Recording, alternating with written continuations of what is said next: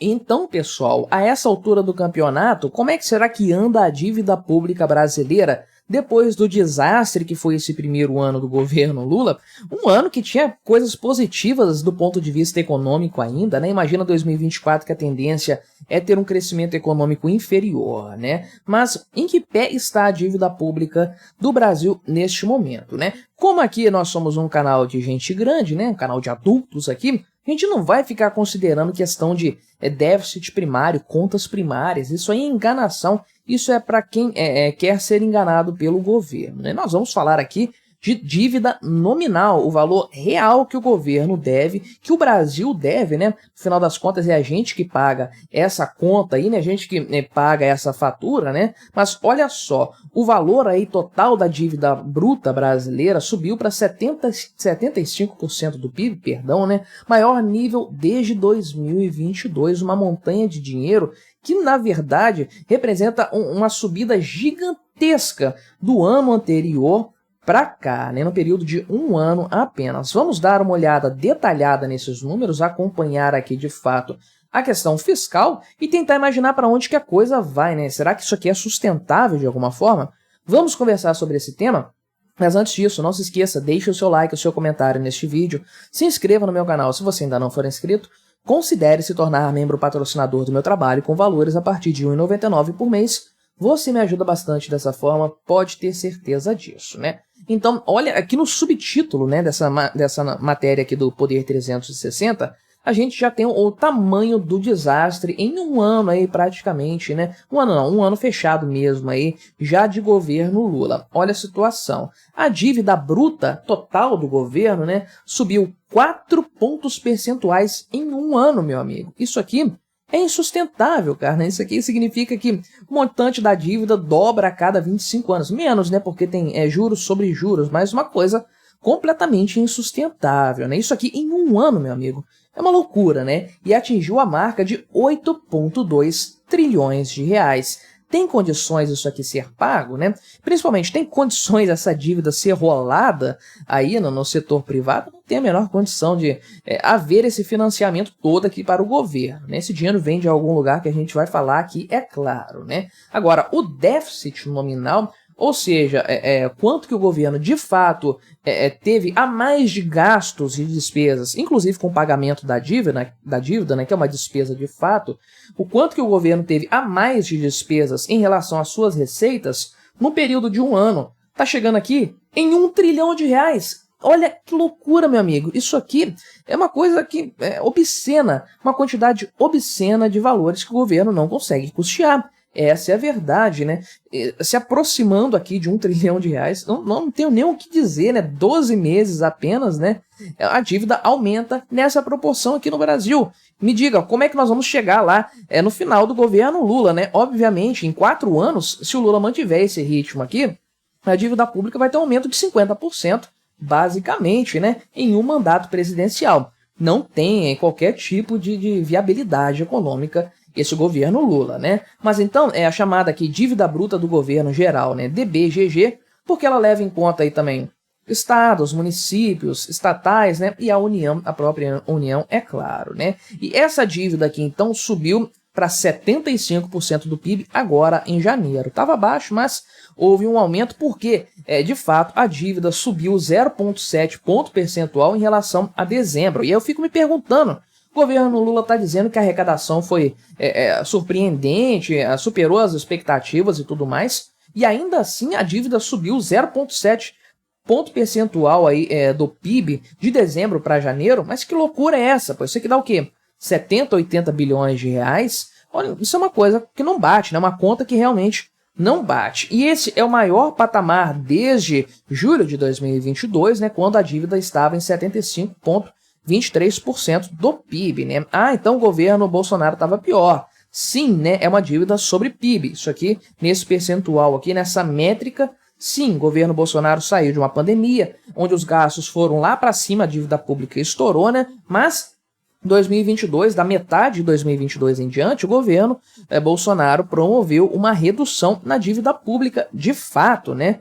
E terminou aí o seu mandato com uma dívida pública muito mais controlada do que estava antes, tanto que teve superávit primário, inclusive no ano de 2022, que é uma coisa rara de acontecer no Brasil, né? Lembrando que o PIB era menor lá naquela época, né, em 2022, meados de 2022, portanto, esse percentual do PIB aqui representa uma dívida menor do que a dívida que existe hoje. Em valores nominais, a atual dívida é maior do que nessa época aí, inclusive, né? Esses dados aqui foram divulgados pelo Banco Central hoje, dia 7 de março, que é o dia que eu estou gravando esse vídeo aqui. E olha só a situação então, né? O governo Bolsonaro deixou aí, de herança para o governo Lula, uma dívida de 71,38% do PIB. Então veja o quanto que ela desceu, o quanto que ela foi reduzida de julho até o final do ano, né? O governo realmente fez uma coisa impressionante, o governo Bolsonaro, nesse último semestre de governo, né? Uma coisa rara de se ver, reduziu para 71,38%,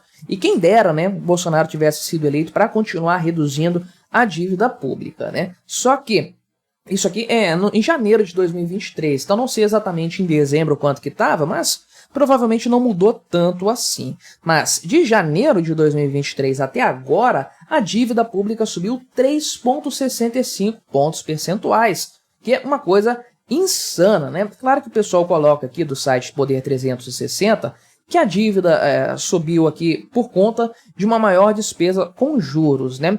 A despesa com juros vai crescer porque a dívida está crescendo, é óbvio, né? Só que a tendência é que a dívida fique mais barata à medida que a taxa Selic vá sendo derrubada ao longo desse ano, né?